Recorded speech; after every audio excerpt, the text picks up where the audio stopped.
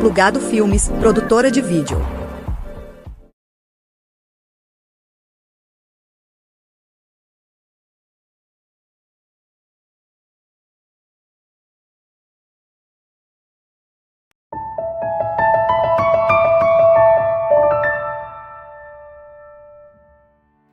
Olá pessoal, graça e paz, como vocês estão? Tudo bem?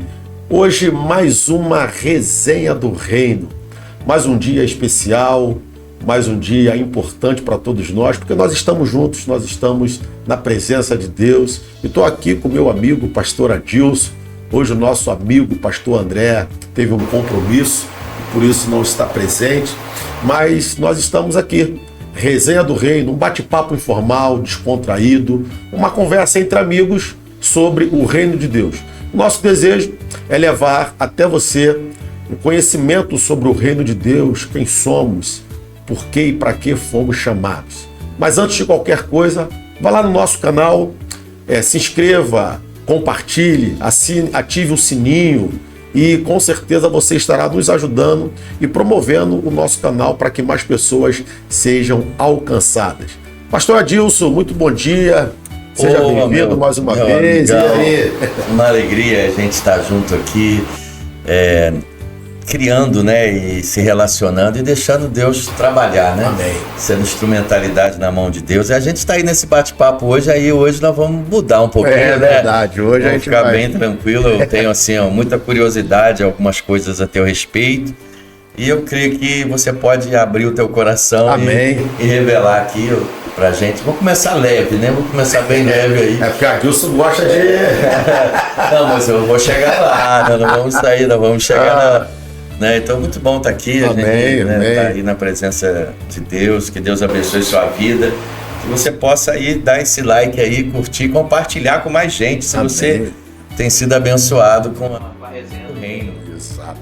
Essa aí é a resenha do reino. Então, meu amigo, algumas curiosidades aí, pra gente começar. Você nasceu aonde?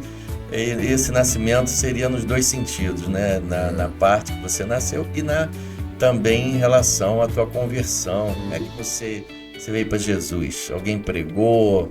Como é que foi e também esse chamado para o ministério, dentro disso aí, para a gente abrir aí esse bate-papo. Eu quero te ouvir, a gente quer ouvi-lo, Vamos lá. Geralmente algumas pessoas sempre me perguntam como é que foi minha experiência de conversão. Eu sou carioca, cara? Carioca, dá pra... Dá pra ver. É impossível, Eu, quando cheguei em Petrópolis, as pessoas... tem um sotaque muito carregado, mas é essa parada aí mesmo.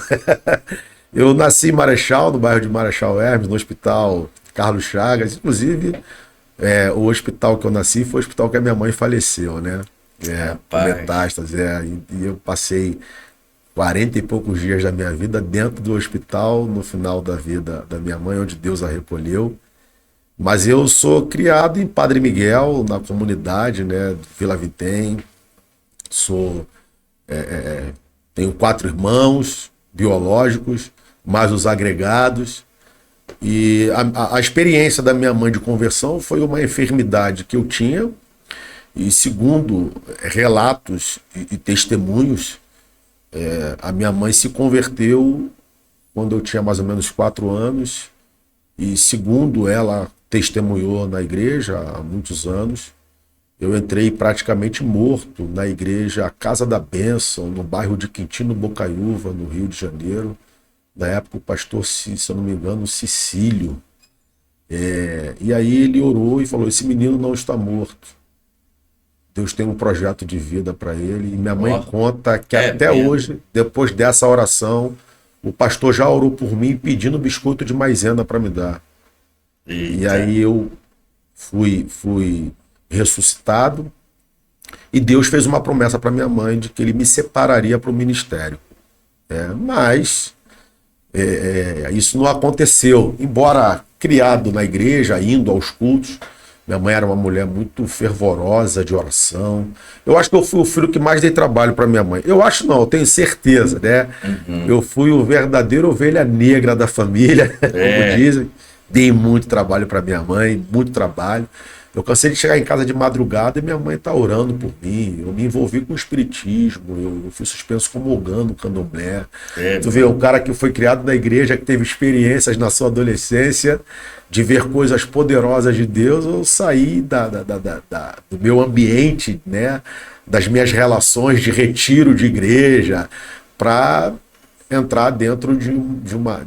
E quando foi a conversão depois desse processo aí, desse período? Então, eu com 14 anos, pastor, eu já frequentava uma igreja na comunidade, né, igreja metodista, e de onde eu carrego muitas influências positivas, inclusive a influência musical. Eu tenho um irmão que é músico, meu pai também tocava, e a gente já tem isso no nosso DNA, né, esse gosto musical. E eu conheci uma galera que, assim, era nata da música, né? Então isso me despertou um desejo muito grande de ficar perto deles. E eles foram influências muito positivas. Mas, assim, eu penso que eu frequentava aquele lugar, mas não tinha ainda uma conversão genuína. Era um ambiente que me fazia bem. Mas eu saía dali e tinha minha vida, fazia as minhas coisas. Mas eu penso que eu me converti de fato depois que eu conheci minha esposa.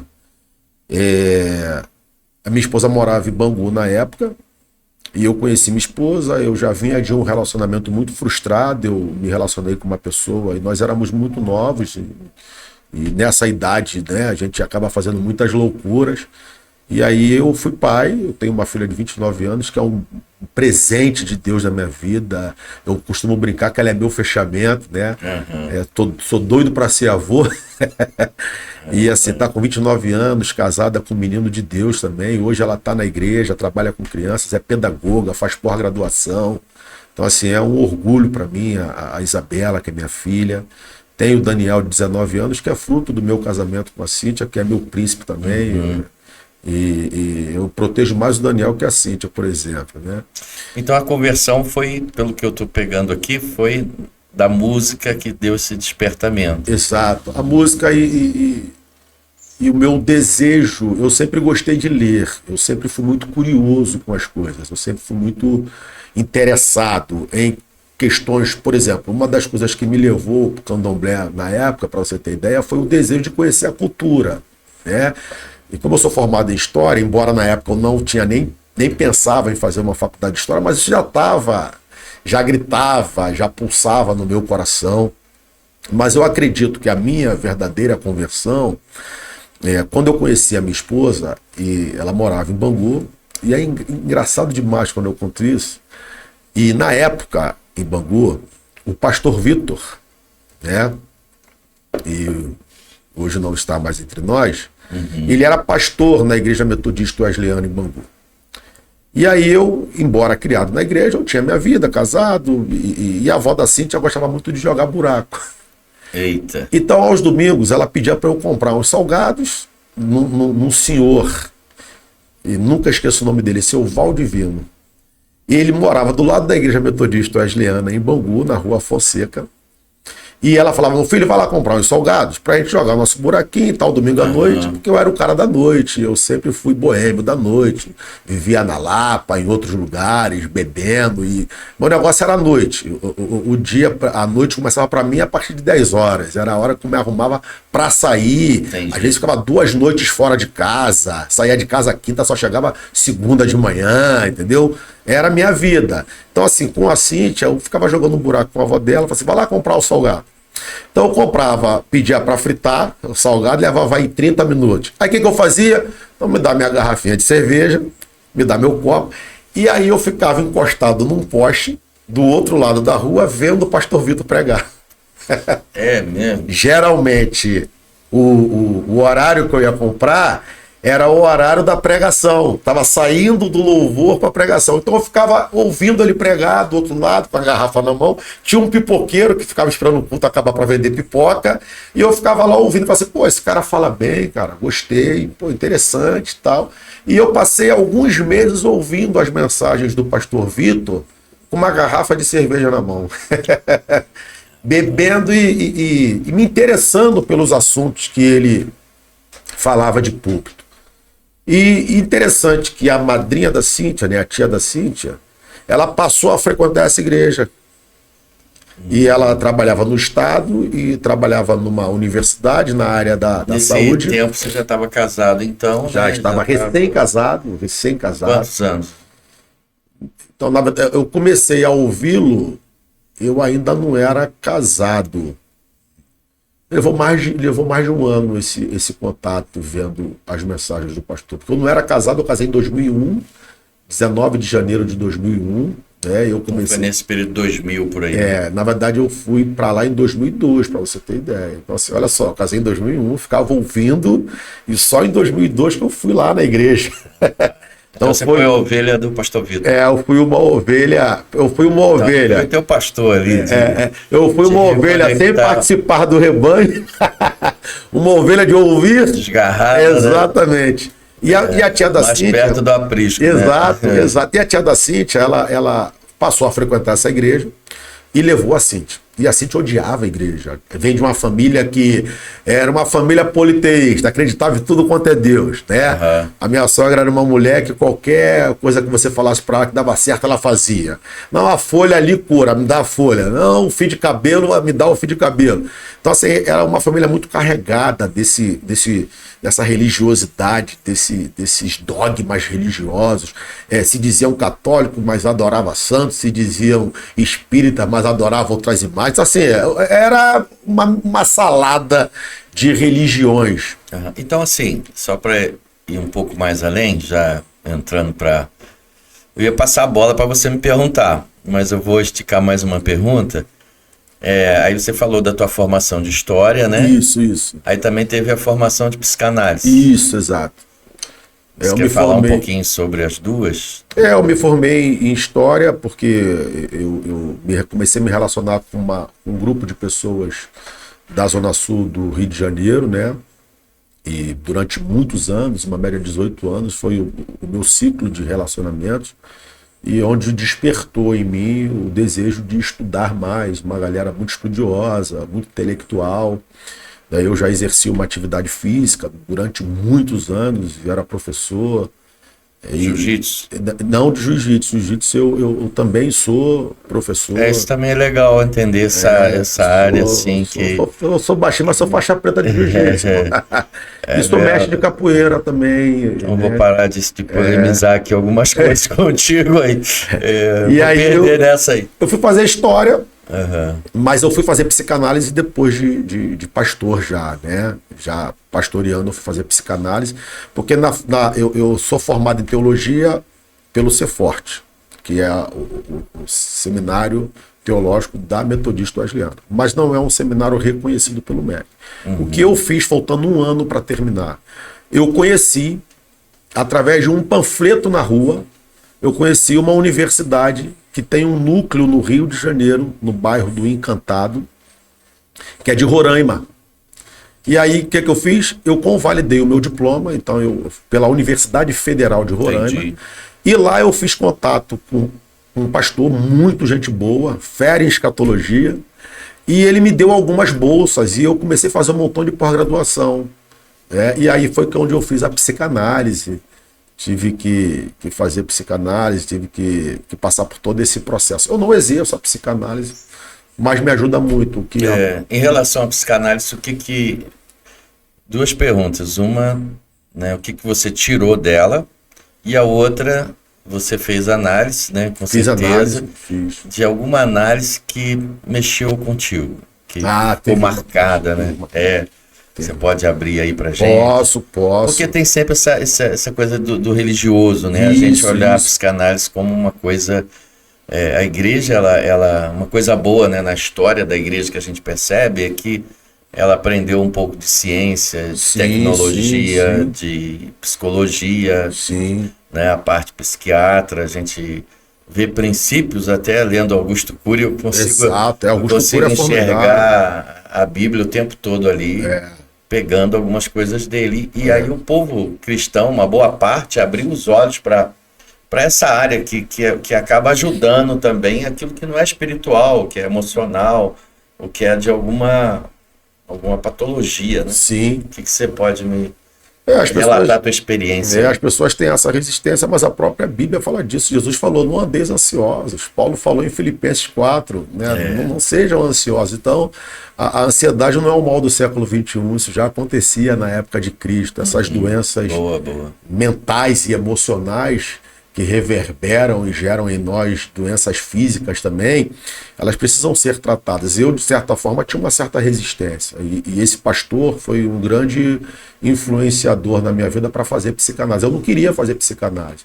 Ele, cara, vai e faz, vai te ajudar, isso vai mudar um pouco a sua visão. E você está muito certo em dizer que a igreja precisa ter um olhar para isso. Existem muitas doenças que são emocionais, que não são espirituais, e precisam ser tratadas. A igreja lidar com muita gente assim hoje. Então, assim, a psicanálise me ajuda na relação com as pessoas. Eu aprendi a enxergar o outro de uma forma diferente. Eu aprendi a não fazer julgamentos precipitados. Que aí entra ali Jesus também, né? Quem não tem pecado... Exato. Né? Vocês estão julgando, atire, né? Então, eu aprendi a olhar para alguém, Adilson, e a despeito dos erros desse alguém, a pensar no histórico de vida desse alguém. O que gerou esse gatilho? Entendi. Por que ele se tornou quem ele se tornou? Vamos olhar para ele olhando a história dessa pessoa. Quando você fala em Freud, você toma um susto. Você acha que é tudo demonizado, né? Não, Freud, coisa do demônio, que nada. Lacan, assim, né? Exato. Jung. As pessoas têm esse preconceito, né? Então eu aprendi a olhar o ser humano de uma forma diferente. Eu não faço mais julgamentos como eu fazia. Mas eu tô curioso aqui, vou passar a bola para você fazer algumas perguntas também pra gente... A minha experiência da análise, né? Isso aí, bem lembrado. Foi assim, muito forte, porque nós somos, eu falo nós, minha família, uma família muito pobre, mas assim, meu pai sempre foi um cara muito trabalhador. E me permita me emocionar falando do meu pai, amém. Porque foi o cara mais íntegro que eu conheci na minha vida. E muitos mentores passaram pela minha vida. Mas o maior herói que eu tive na vida, aqui na Terra, foi meu pai. E meu pai e minha mãe são figuras que, se eu pudesse voltar, ou se eu pudesse entrar numa máquina do tempo para ter 10 minutos com alguém, eu teria com os meus pais. Eu não escolheria nenhuma pessoa famosa, eu escolheria estar com os meus pais. E a análise que mais mexeu comigo foi quando foi falar do meu pai. E o psicanalista viu em mim, ele fez uma pergunta sobre um brinquedo que eu havia ganhado na minha infância. E eu passei para o meu filho esse brinquedo, inclusive, está guardado até hoje, que é uma lembrança, né? Não é que a gente está ressuscitando alguém que morreu, não é isso. Eu passei para o meu filho porque meu pai não tinha recursos financeiros. E meu pai era um cara muito trabalhador, veio de Pernambuco, do interior, com 11 irmãos, de Caruaru para o Rio, em Pau de Arara, veio para trabalhar no Rio, foi porteiro. Então, assim, meu pai me deu um brinquedo quando ainda criança, e quando eu falei desse brinquedo pro psicanalista, o meu rosto brilhou, e ele falou assim, eu vejo que a sua relação com seu pai foi muito boa, você não guarda nada de negativo, a não ser coisas que marcaram a sua vida, a sua história, de construir o ser humano que você é. E eu entendi que aquilo foi muito positivo, porque eu tive o melhor pai que eu pude ter. Meu pai uma vez falou para mim assim, eu não vou te ensinar a ganhar dinheiro. Eu não sei ganhar dinheiro, eu sou pobre, mas eu vou te ensinar a ser homem. Então, se tem uma coisa que eu aprendi com meu pai... Te passou a herança, né? Foi ser homem. E não só eu, assim, os meus irmãos são guerreiros. A gente vem de uma família muito pobre, né? Morador de comunidade. Teve uma enchente no Rio em 1988, se eu não me engano, e nós perdemos quase tudo. A gente em cima de uma beliche, com as pernas balançando, e meu pai vendo tudo ir embora, cara. E meu pai reconstruiu tudo, sabe? E um sonho que eu tinha é quando eu trabalhasse, a primeira coisa que eu ia fazer era reformar a casa do meu pai. Eu consegui realizar esse sonho. Então, eu tenho um irmão que não é professor da UFRJ, se eu não me engano, tem doutorado, minha irmã tem pós-graduação. Falo isso sem desmerecer ninguém. Eu tenho 2 formações, eu tenho 11 pós-graduações. Um cara que veio da favela, um cara que tinha uma promessa de morrer até os 30 anos. Né? Então, assim, Deus foi generoso com a gente demais. Então, assim, essa análise que mexeu comigo, e mexe até hoje, né? Dá para perceber, foi quando foi falado da figura paterna, né? Da importância do meu pai para minha vida. E não é dinheiro, cara, não é bens materiais. Tem muita gente que tem uma mansão, mas não tem um lar. Tem muita gente que tem uma grande conta bancária, mas acorda todo dia desesperado para pagar as contas. Tem muita gente que tem filhos, mas não pode sentar à mesa com seus filhos. Então, tem muita gente que tem tudo, mas não tem nada, né? Então, graças a Deus, a minha família, embora tenha sido muito pobre... E a gente vê essa geração pautada na aparência, naquilo que eu quero que apareça no Instagram, né? Exato. Quase que é o véu do Moisés que esconde a glória. Exato. Porque não tem mais a glória. A glória ela foi se diminuindo e até que ela acaba, mas a gente projeta a imagem do que a gente gostaria que fosse, do que a gente quer passar para as pessoas, que não é a realidade, né? Da gente que está hoje, né, como uma geração que viveu uma outra realidade em função de a gente não ter a internet, né? A grande disruptiva hoje foi essas conexões que ela é favorável, mas que ao mesmo tempo quem não teve brincou com areia, com terra. A gente perdeu isso, né, cara? É outra realidade. Mas eu vou passar a bola para você perguntar, não sei o que você aí. quer Não, depois explorar. pode fazer mais perguntas, a gente vai entrar em assuntos de igreja. Mas a minha conversão, de fato, aconteceu, só para concluir, né? Em 2002, com o pastor Vitor. Depois ele se tornou... Nós ficamos afastados durante muito tempo, mas aí... A referência sua hoje seria, né, o pastor Vitor? Hoje, sim. Né? De 5 anos para cá, a minha... 2017 para cá, né? Mas você encontrou em 2002? Eu reencontrei, 2001. eu conheci em 2001, sem ele me conhecer, eu vendo pregar. Conheci, de fato, pessoalmente, de ter contato em 2002, junto com o pastor. Ele carregava, né, um discipulado, O pastor Vitor tinha uma facilidade, graça, né, de enxergar nas pessoas o que elas nem enxergavam em si mesmo, né? Então, assim, ele era um cara fora da curva. Tirar o ouro do lixo, né? Exatamente. E a minha conversão aconteceu, de fato, em 2002, né? A minha esposa, que odiava a igreja evangélica, tornou-se cristã. E pela tia dela trabalhar no hospital e mudar o plantão, não tinha ninguém para ir com a Cíntia, ela com vergonha de sozinho. Você nasceu em que ano? Eu nasci em 74. Vou fazer 50 anos dia 5 de novembro. Eita. Por isso que eu quero botar uma prótese capilar para rejuvenescer mais 10, né? Depois a gente fala isso aí. Mas e você, amigo? Conta para mim aí, pra gente.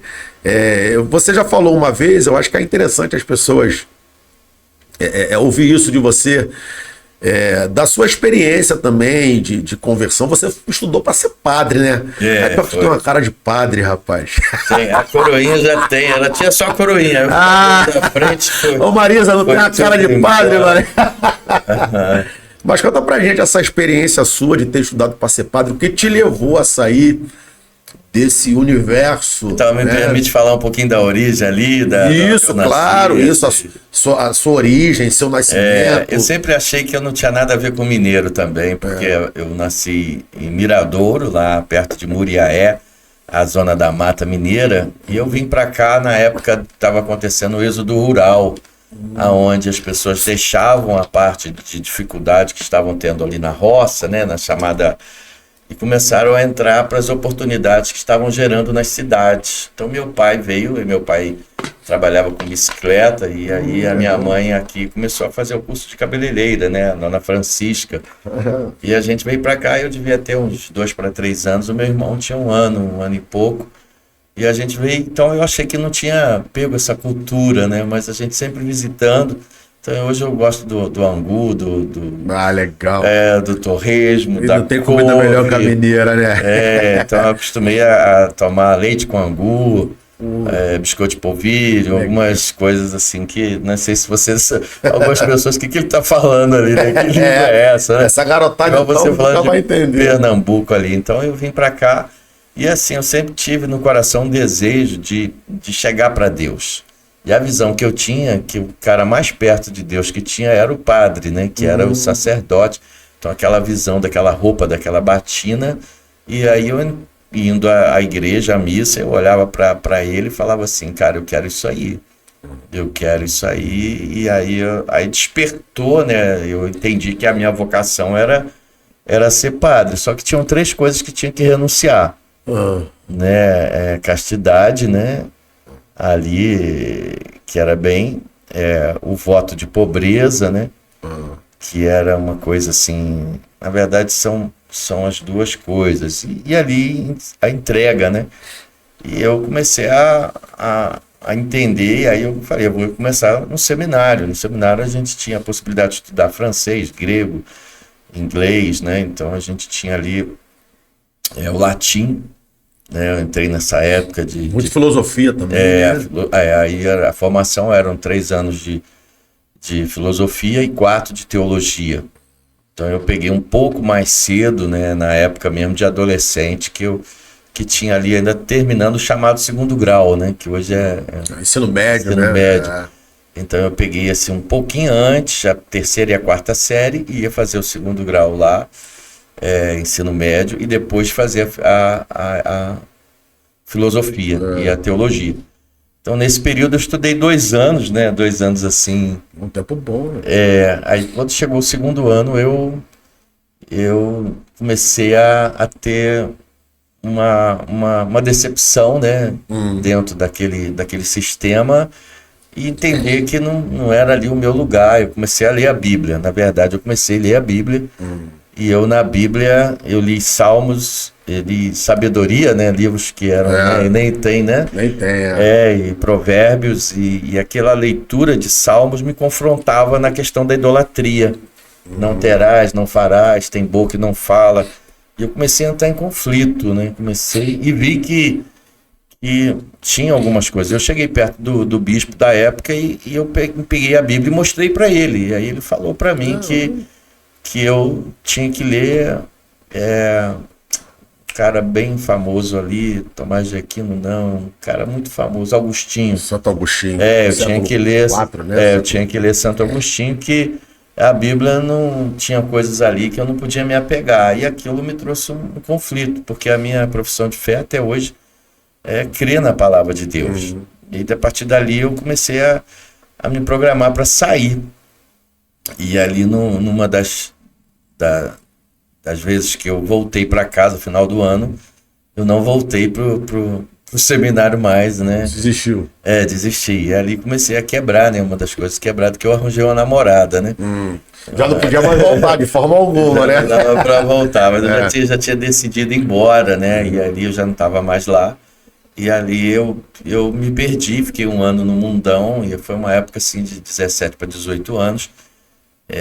Em bebidas, eu praticava esporte, muito futebol, jogava muito futebol, e era bem conhecido aqui pelo pessoal, pela entrega que a gente tinha no futebol. E nesse período, aí a minha conversão, ela veio por um sonho, né? Ela veio por um sonho, e ela veio por uma experiência que eu fiz com Deus. Então o sonho, eu estava numa das festas que eu frequentava muito, bebendo e com os amigos, e eu estava num prédio, e o prédio começava a balançar. Aquilo que eu achava que me dava firmeza não estava firme, e eu vi o juízo. Eu vi o céu todo negro, e meus amigos, o prédio inclinava e não tinha como segurar em nada. Eu entendia, né, que nesse mundo não tem como você, numa hora do juízo, o que você está vendo como firmeza não vai te dar garantia. E foi caindo tudo, caindo as pessoas, e eu ficava pendurado. E eu escutava uma voz muito clara para mim que me falava assim: você é o próximo. Aí eu acordei, e o meu tio Adão, já estava frequentando a Assembleia de Deus. E ele já tinha me chamado, e ele ficava me confrontando: para que vela? Para que imagem? Não, imagem é para eu lembrar da pessoa, para que isso?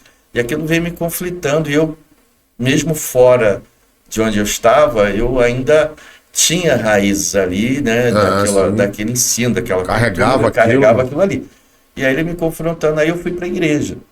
Só que eu cheguei na Assembleia de Deus do momento e eu assustei, né, aqueles gritos, aquela coisa agitada, e ali eu sabia que eu tinha que aceitar, mas eu não conseguia, não tinha um ambiente que me favorecesse. Aí eu fiz uma prova com Deus, né? Falei, Senhor, se isso aqui quebrar, o Senhor tá nesse negócio. Era uma moto, que a gente estava dando volta numa reta. E eu falei, se essa moto cair e acontecer isso... aí eu andei na moto e a moto não caiu. Aí uma pessoa andou. Quando a pessoa andou até a metade, a moto balançou sozinha do nada e ela cai.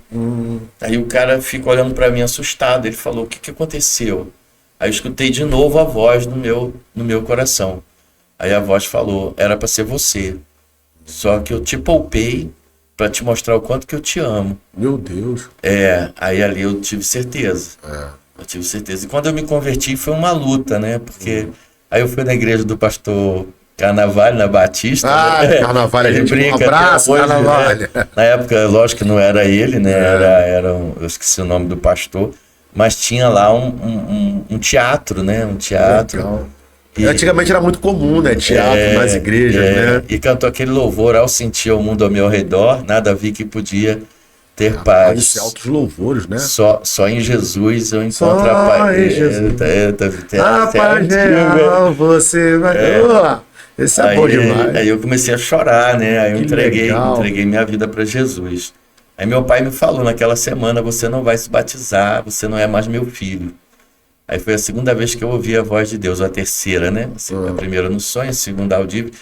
Quando meu pai falou que não me amava mais, que eu não era filho dele, e imediatamente começou a descer uma lágrima, porque eu ouvi aquilo do meu pai, que se eu batizasse eu não era mais filho dele. E como é que era a relação sua com o seu pai? Vou falar. Aí quando ele quer me pegar ali, gente. Quando a lágrima caiu, eu escutei a voz de Deus no meu coração. Não foi seu pai que falou, que foi o inimigo.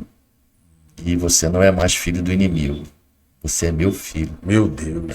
Eu não conhecia nada de Bíblia. Caramba. Não conhecia nada. Senso de paternidade.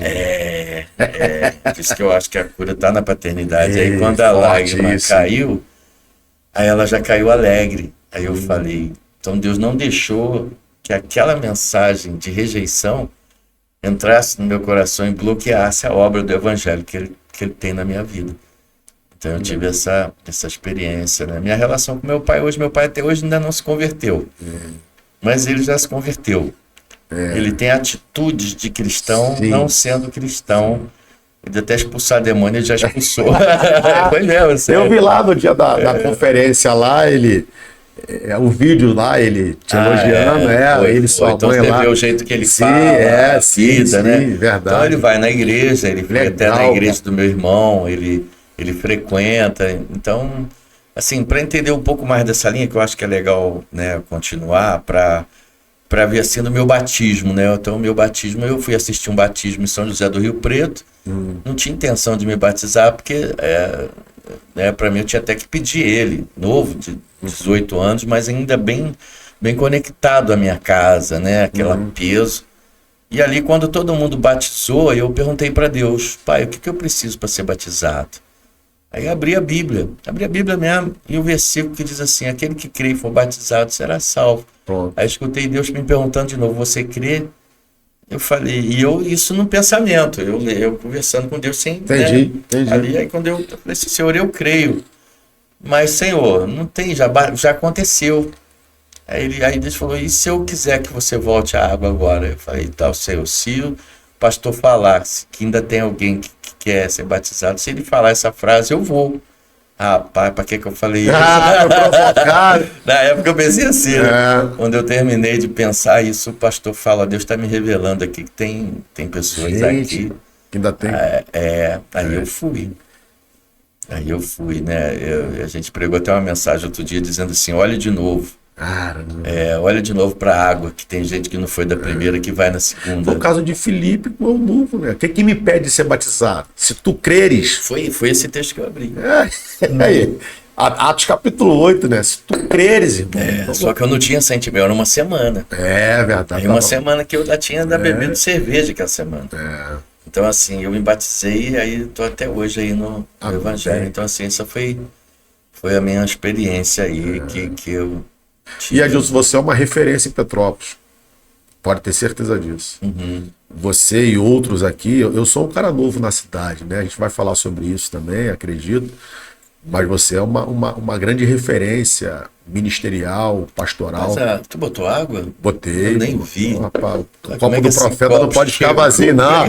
Como é que o copo do profeta vai ficar vazio? A garrafa, gente, tá fazendo milagre aqui. O copo do profeta não pode ficar vazio, não.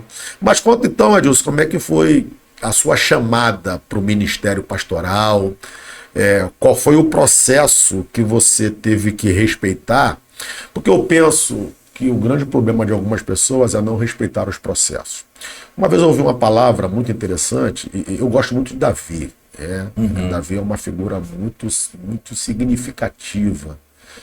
Mas quando Davi foi ungido rei, existiu época na vida de Davi que ele teve que tocar harpa para Saul. Né? Verdade. Então, assim, às vezes a gente já tem o chamado. E Deus parece que faz umas coisas meio loucas, né? Porque ungiu ele. Exato. Você é o rei. Vai tocar harpa para Saul. Cadê a coisa que não chega, né? Igual Abraão, você vai ter um filho, 25 anos, né? Aí até que pensa que viria de Agar o filho, né? Que foi o que Sara pensou. Então, conta assim, como é que foi esse processo seu, do seu chamado ministerial? Quais foram as suas experiências até se tornar pastor? E como nasceu, né, a comunidade do Secrim, você como pastor, presidente da igreja? Boa. E também depois eu vou te perguntar isso aí. E depois eu queria que você, nessa mesma pergunta, né, já emendasse, porque você vai começar a falar e um assunto puxa o outro, mas você aproveitar e falar o seguinte, porque a gente sabe que a gente sempre vive de ciclos, né? Então, às vezes, a gente está muito tomado por um sistema, por um dogma religioso, ainda sendo pastor, e desconstruir isso para viver o novo de Deus, como diz o bispo JB, uma nova estação, uma nova roupagem, eu acho que é um grande desafio para muita gente que carrega toda uma formação e um escopo religioso. Você estudou para ser padre, por exemplo, mas assim, conta a sua experiência nos processos, o seu chamado pastoral. E o que te move hoje? Você, de um tempo para cá, é alguém que tem um contato com o bispo JB. A gente sabe que o JB é um divisor de águas, né, cara? É um cara assim... É uma das pessoas que eu mais admiro hoje. Eu consumo muito JB. Acho que tem uma cabeça absurda, mega inteligente. E, assim, quem é o Adilson antes e depois da experiência com as ferramentas disponíveis a partir da sua relação com o JB? Eu vou responder nada, vou fazer a pergunta para você. Então, em relação ao chamado, né, a gente começar aí a entender, assim que eu vim para Cristo, eu fiquei no campo pentecostal. E assim, não estou aqui para criticar, eu adoro, eu acredito até que eu sou pentecostal hoje, que eu vou dar muita coisa para vocês aqui de experiência com Deus mesmo, das mulheres do Cox, né?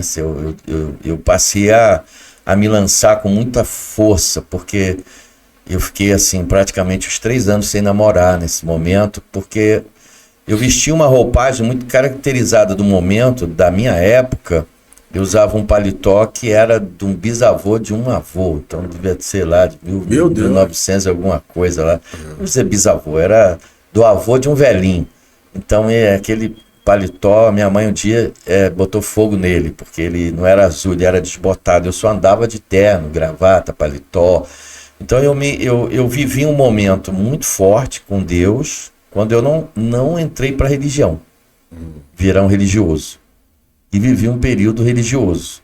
Por 1 ano, eu me perdi. Quando eu comecei com muita intimidade, com muita presença. Eu ia orar no meu quarto de short, sem camisa. Eu trabalhava de servente pedreiro.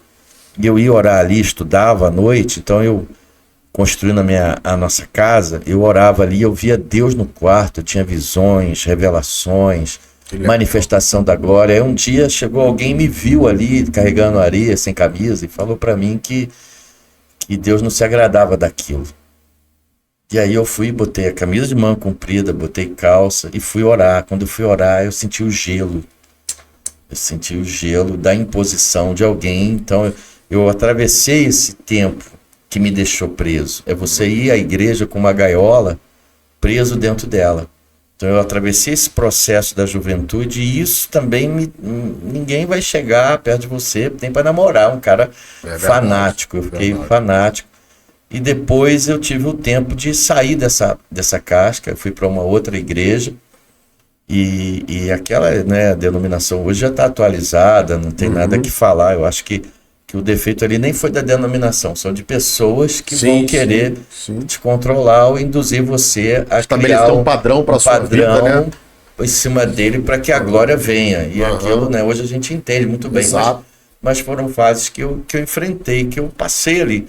Aí eu saí fora daquilo. Aí num outro ministério que eu fiquei, eu comecei a me envolver de novo, de uma forma muito, muito forte, né, com Deus, e ali eu passei um processo, né, de preparação para o meu chamado.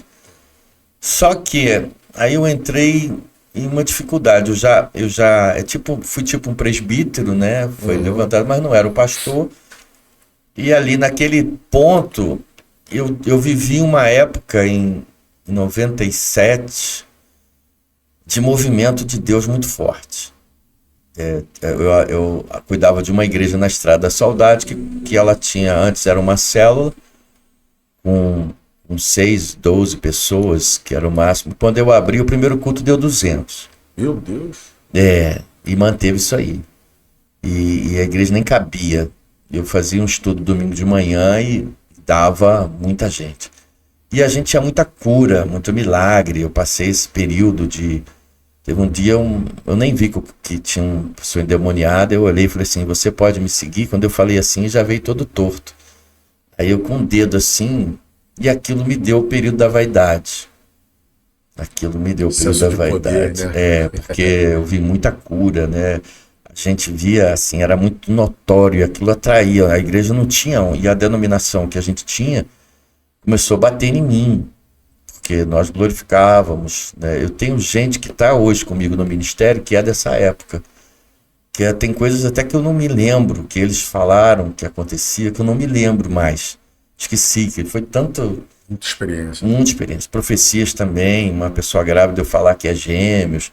Eu vivi um período assim de muito contato, e a gente tinha sinais demais, só que aquilo entrou num campo da vaidade, né? Num campo onde o diabo falou que ia destruir, a gente zombou dele, a gente riu. Hoje eu entendo assim que o Senhor te repreenda, Satanás, né? Você não pode tripudiar ou se vangloriar, e aí você sai da tua dependência, né? Verdade. Aí eu passei esse período assim que foi comigo, né? E isso é uma coisa assim que a gente precisa tratar na vida da gente. E eu vou adiantar um pouquinho para ver se eu consigo chegar aí no JB, mas é pontos que eu acho que é importante a gente colocar. E essa situação do ministério, realmente eu tive um problema, né, que me afastou da cidade de Petrópolis. E aí eu mudei e desanimei de ministério. E eu não quis mais, eu achei que eu não tinha, né, como eu ainda era presbítero, eu cheguei num ponto onde eu desisti e recebi uma palavra que o ministério tinha acabado. E eu peguei essa palavra e achando que não tinha mais ministério. Porque a pessoa que me deu essa palavra era alguém de renome, era alguém de nome na cidade de Petrópolis, que hoje também é falecido. E eu acreditei naquilo e vivi 5 anos parado com aquilo. Caramba! Até o dia que eu tive um acidente de jipe. Até o dia que Deus começou a mexer com a gente de novo.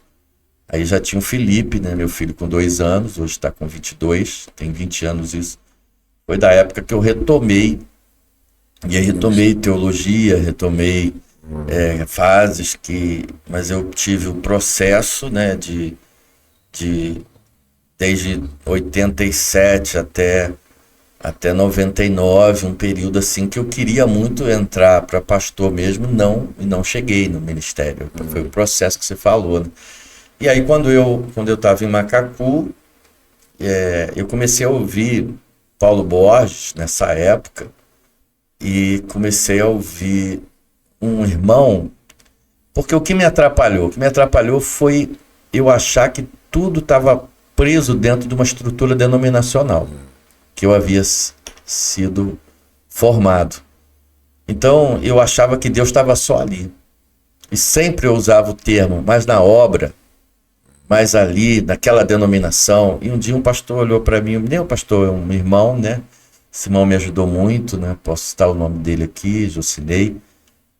Trabalha hoje na empresa que eu trabalho. Legal. Ele não tem pretensão nunca de ser nada, mas ele que trouxe Essa revelação.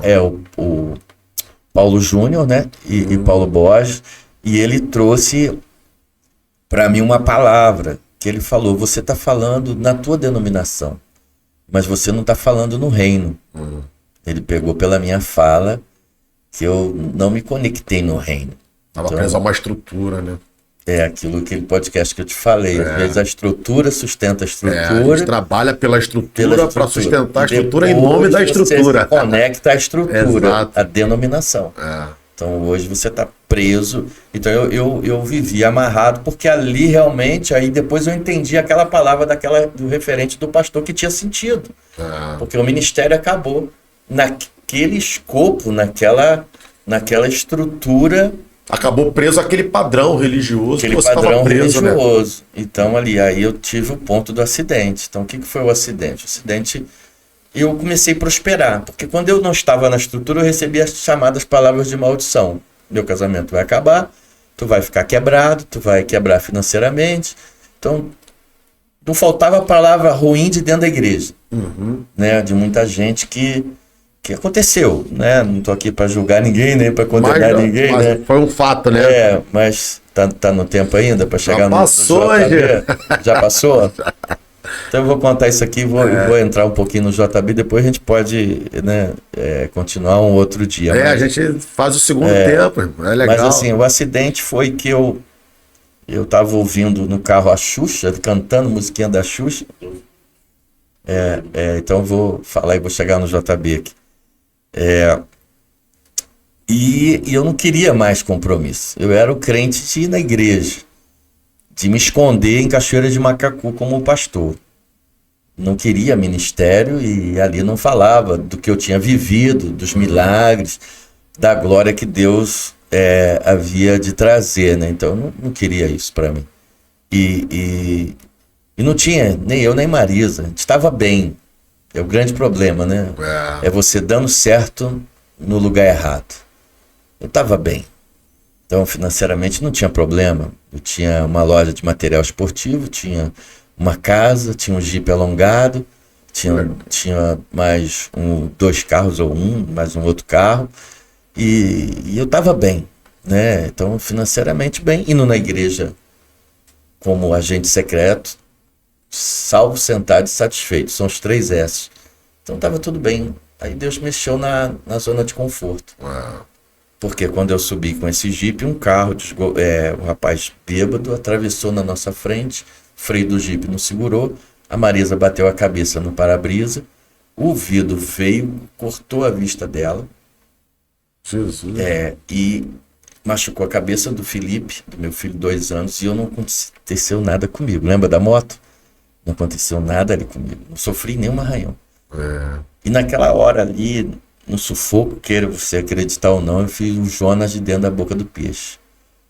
Porque tem hora que Deus não abre mão de você, né? Verdade, isso é forte. Às vezes a gente pensa que tem um livre-arbítrio, mas tem coisa que Deus... Eu discuto isso demais. Deus te ama tanto que ele falou: filho, você não quer, mas eu quero.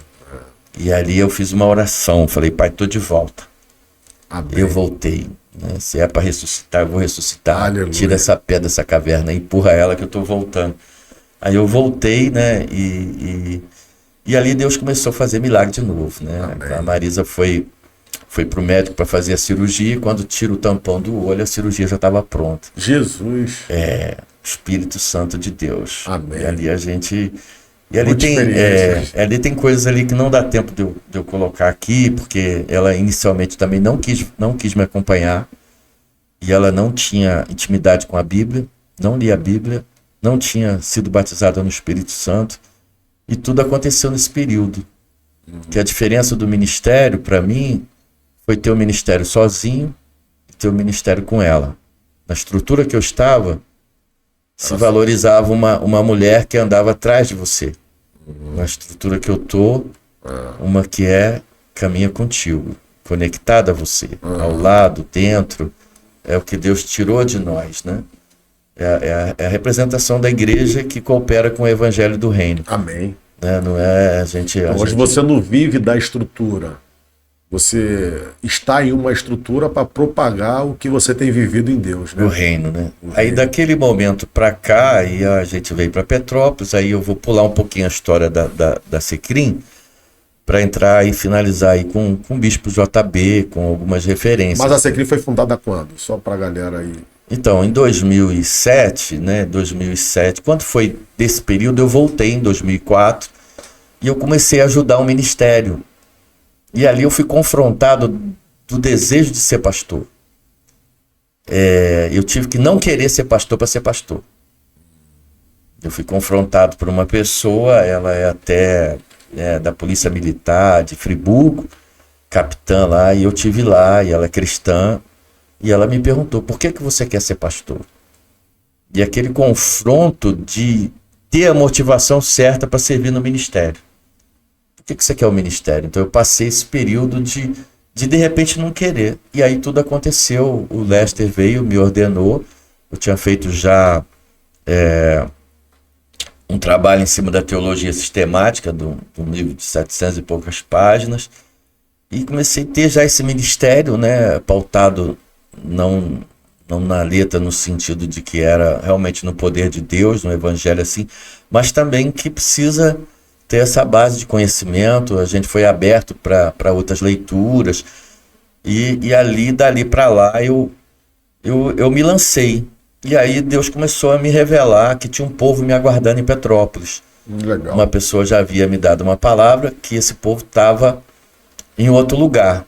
E eu tinha sido chamado para pregar aqui. Quando eu vim pregar aqui, eu vi Deus fluir. Eu senti que o solo estava fértil à minha mensagem. E eu falei para Marisa, o chamado é voltar lá. E a Marisa falou, eu não quero voltar para Petrópolis, não. Também. Agora, além da coisa financeira, tá bem. Nós estamos bem na igreja? Não volto. E aí começou. Aí eu chamei para ela, aí teve o processo da Secrim, né? Comunidade Evangélica Cristo em Nós. Que a mensagem que me bateu nesse nome foi o desejo de Deus. Eu quero que, de fato, Cristo seja formado em vós. Então, Cristo em vós, a esperança da glória. Amém. Que todo mundo espera é uma coisa, mas o que o céu, qual a expectativa do céu? É que Cristo esteja em você. Aí, a partir dali, que veio justamente de uma palavra do Paulo Boas, Legal. sobre essa mensagem, né, de deixar, de morrer o eu para Cristo florescer, que veio o nome da Secrim. E aí tem todo o processo, né, de convencimento da pastora Marisa, que aí a gente voltou junto aqui e Deus usou ela poderosamente numa família, onde coisas foram reparadas, milagres de uma pessoa que não falava, falou, uma que não andava, andou, e aí os sinais revelaram pra gente um ambiente que Deus queria. Legal. E a gente veio abrir primeiro numa casa, né? A gente começou a Secrim numa casa, um grupo pequeno, fiz culto em salão de beleza, né? Em alguns lugares, e Deus ali abriu. Depois a gente saiu para 25, no ano a gente pulou para 50, e a gente começou a dar uns tiros aí mais alto, né? E nesse período eu fui... uma referência muito boa é o pastor Vladimir, que me falou de uma conferência do Morris Cirulo, em 2008. Então, em 2007 eu abri a Secrim, em 2008 eu viajei, e o pastor Gerson me deu uma palavra, que a partir daquele dia lá, o meu ministério ia mudar. E ele também viveu experiências lá nos Estados Unidos, nessa época, né, que foi ali do Benerrim, né? Lembro. E nesse período, né, realmente a gente tem muita coisa para falar aí das conferências do Morte Cirulo, que eu tinha na cabeça uma imagem que o evangelho nos Estados Unidos estava morto. E eu vi outra coisa lá. A gente viu, né? E aí eu tive com o JB lá. O primeiro que trouxe o JB foi o pastor Vladimir, em 2008 ou 2007. 2008, final de 2008, o JB veio aqui e ele tinha já o programa na TV, né? Você é o Show. E ele sempre entrou nessa característica. E aquilo me despertou nele, né? Esse desejo de conhecê-lo. Teve essa identidade, né? Aí o pastor Vladimir trouxe ele aqui. O pastor Vladimir foi a pessoa que abriu porta para muita gente aqui. Aí foi a história de Comemp. Então é alguém que realmente... Ele é aquele que sabe que as portas não são fáceis, mas ele até me disse isso. A Dilson teve porta aqui para mim, eu meti o pé nela. Ela não ia abrir por si só. Então eu aprendi a enfrentamento com ele, falou pela lição de vida que ele teve. E aí a gente foi junto lá, ele fez essa ponte, né? E em 2010 eu fui para Israel, na caravana do JB. Legal. E tive com o JB ali nos Estados Unidos, em 2011. E em 2011, aí ele falou comigo que o meu avô ia passar em Brasília. Ele falou, brother, assim mesmo, né? Passar lá na igreja. Aí quando eu passei lá, ele colocou uma pessoa hoje que é desembargador, ele era juiz, para me buscar no aeroporto. Uma Mercedes, né? E levar para eu almoçar. E para eu jantar. E me levou eu, Marisa e Felipe no culto. Então, assim, me espanta, assim, a excelência, né? Saber que não era ninguém, quem eu era, né? Até hoje continuo não sendo, mas assim, ele honrou, né? Eu brinco muito com o André, falo com Moisés, você tem que honrar o André. Então, assim, essa honra, né? Eu vi ele me honrando ali, e de lá para cá a gente começou a estreitar um relacionamento, né? Relacionamento assim, ele preserva amizades de longa duração, de longo tempo. Aí eu entendi que eu tinha que buscar, e eu comecei a ver o que ele faz, né? Como que ele faz. E aí a grande chave de discipulado, né? Que aí você viu o filme Forja, não sei se você já assistiu. Não. O Forja, então não vou dar spoiler aqui, mas ele bate no discipulado, não demora a assistir não, que é bom. Ele bate no discipulado, e foi o que o JB começou a me apresentar. E a diferença que eu vi do discipulado, eu ouvi do Luiz Hermínio. Muita gente vem aqui para ter o que eu tenho, mas não quer o coração que eu tenho. Então, assim, quando Paulo manda Timóteo, né, e Tito, ele tinha certeza que as reações que eles teriam seria a mesma como se Paulo estivesse ali. Que é o coração. Porque eles tinham o coração. Verdade. Aí eu comecei a entender, e eu me lembro muito dos primeiros discipulados do bispo que eu fiz junto com a galera, né? Então eu peguei um período dele com a igreja ainda ali na Asa Sul, que ele tinha 1000 membros, um período que só tinha aquela igreja, um período assim dele ter de aluguel em apartamento. Então até hoje ele não mudou. Quando eu falei que ia trazê-lo aqui em 2020, muita gente falou que eu não ia trazer ele aqui para pregar, e ele veio.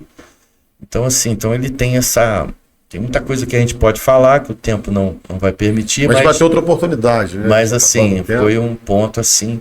E um dos discipulados, né, para finalizar, assim, que eu tive com ele, pra você ter ideia, uma outra honra que ele me fez, ele reservou lá um hotel que a igreja tem, um ambiente lá, um quarto, um big de um hotel, 8 diárias, 9 dias eu fiquei lá fazendo waffle com um cote.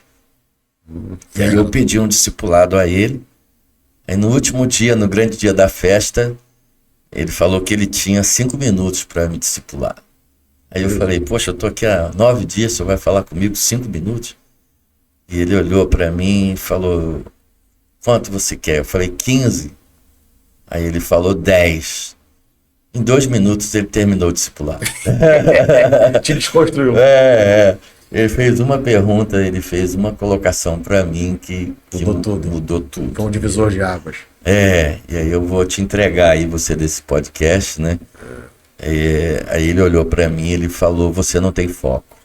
Jesus. Ele falou, uma pessoa para ir longe, ela precisa ter foco. Quem não tem foco tá perdido, né? Ele falou, aí ele mexeu comigo, ele falou, você tá aqui, tá ali, lê isso, lê aquilo, só que você não tá canalizando. Aí pra você ter ideia, isso eu tava num almoço com o Cote, com outros, fora gente de Brasília de alto nível. E ali foi na hora que eu oprimi, né? Ele viu que eu não tinha mais palavra, né? Que eu fiquei quieto, aí o discipulado acabou. Aí ele saiu de perto. Saiu, me deixou sozinho lá. Aí a menina, né, a Alzira, intercessora do JB, que é disfarçada lá, que serve o café, notou. Ela veio com um pudim e um café para mim. E puxou o assunto comigo. E aquela mesa deu aquele silêncio, aí outras pessoas começaram a conversar. Eu levantei dali, assim, revoltado da vida, né? Falei, poxa, eu vim aqui 9 dias sendo tratado pelo Cote e levo uma pancada dessa, né? Aí fui jogar assim com um dos pastores lá que tá hoje em Sorriso, e ele rindo, né? Eu tava tão oprimido, né? Eles brincam até que devia ser algum espírito ali, porque eu não errei uma bola, né? Engraçado. Aí depois daquilo ali eu fui liberto ali, né? Os pastores ali comigo. Conheceria a verdade, vou libertar. E foi interessante que logo depois daquele dia ali, eu me lembro que alguém disse assim, aí foram acima do JB, né? Rapaz, o que você fez, o garoto não vai embora, o menino não vai ficar mais aí contigo, não. E aí, foi o contrário, né? Então você vê o confronto, né? Hoje a gente tem dificuldade de confrontar a gente, né?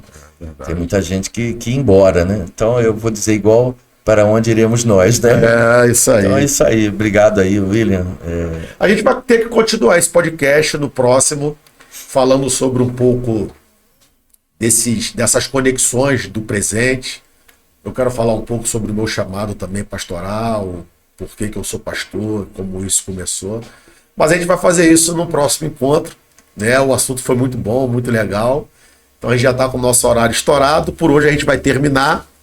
Mas o nosso próximo encontro tem aí a parte 2 das experiências de pastor Adilson e pastor William. Então convido você para um próximo encontro e fique atento, vá lá no nosso canal, se inscreva, compartilhe, ative o sininho e até um próximo podcast Resenha do Reino, onde nós vamos nos encontrar para trocar experiências e que você possa ser abençoado por Deus por essas experiências. Pastor Adilson tem muita experiência e eu quero ouvir mais experiências dele no próximo encontro e contar um pouquinho também do meu chamado pastoral. Que Deus abençoe sua vida, que você seja preenchido e transformado pelo poder de Deus. Uma coisa que fica para mim como lição aqui, Adilson, eu penso no texto de 1 Samuel capítulo 1.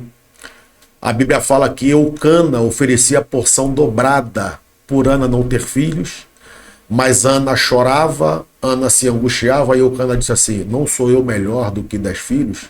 E eu aprendo uma coisa, enquanto Deus não cumpriu o propósito dele na sua vida, por mais que alguém faça alguma coisa por você, você será incompleto, você será completo, não vai preencher. Você só é completo quando Deus, pleno, né? Quando Deus cumpre o propósito dele na sua vida. Que Deus cumpra em nós o propósito dele. Amém? Amém. Te agradeço aí também, agradeço o Jean, a equipe aí. Tá bonito toda hora que a gente tem uma mudança, né? Tá progredindo. Desafiar você a vir aqui pro podcast do Jean, da Dani, casal abençoado. Gente, obrigado. Eu também te agradeço aí. Foi legal ver a tua experiência. Foi bom. A psicanálise, né? Também tem uma experiência forte. Então tu vai contar na próxima. Psicanálise. Isso aí. Mas achei bacana você abrir teu coração, dividir aí, compartilhar. Que Deus abençoe você. Não esqueça não, se inscreva, dê lá o seu like. Obrigado. Valeu, Deus te abençoe. Um forte abraço. Até a próxima. Resenha do Reino. Resenha do Reino.